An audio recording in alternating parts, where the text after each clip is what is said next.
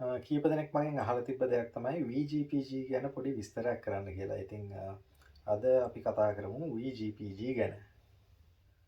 VGPG කියන්නේ ඇත්තටම liquid වල තියෙන ලික්විඩ් වල තියෙන මික්ස් එකක්. ඉතින් ඔය ලික්විඩ් මික්ස් එකේ තමයි VGPG මික්ස් එකේ තමයි නිකටින් එක මික්ස් කරලා තියෙන්නේ.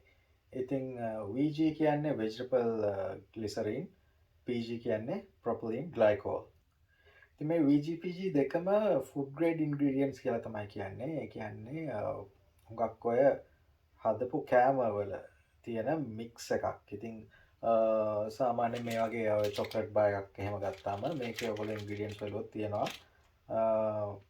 vegetable glycerin තියෙනවා කියලා.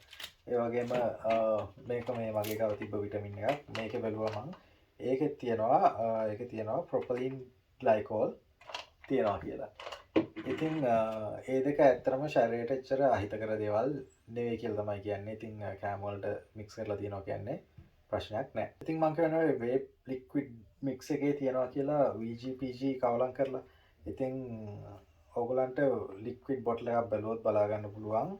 මේවායි තියෙනවා 70% VG 30% PG. එහෙම නැත්නම් 50% VG 50% PG කියලා. සමහර ඒවා තියෙනවා high VG liquids කියලා. high VG liquids කියන්නේ සාමාන්‍යයෙන් 70 වලට වඩා වැඩි VG තියෙන ඒවා තමයි high VG liquid කියලා කියන්නේ. ඉතින් 80 20 100% VG ඒවා තියෙනවා. හැබැයි බොහොම අඩුයි හොයාගන්න තියෙනවා. 70 ඉඳන් උඩට තියෙන ඔක්කොම high VG කියලා තමයි කියන්නේ. ඉතින් high VG liquid වලයි අනිත් ලික්විඩ් වලයි, ඒ කියන්නේ VGPG මික්ස් එක අඩු ලික්විඩ් වලයි මොකක්ද තියෙන වෙනස?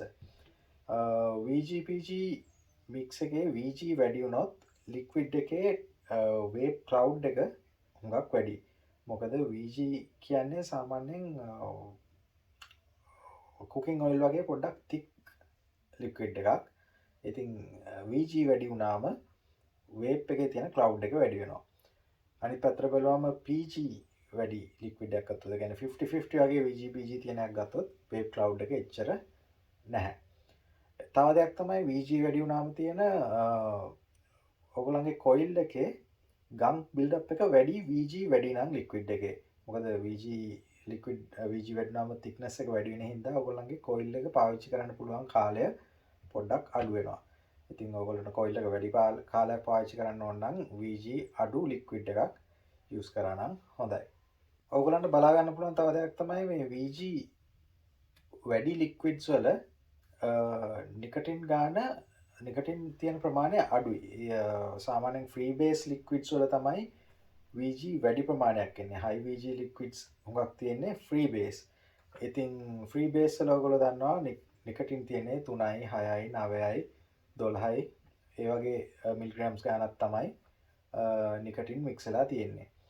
ඒකට හේතුව තමයි VG වැඩි ලික්විඩ් වල, ෆ්‍රී බේස් ලික්විඩ් වල ලොකු නිකටින් ප්‍රමාණයක් මික්ස් කරාම ඒක වේප් කරන්න අමාරුයි. එච්චර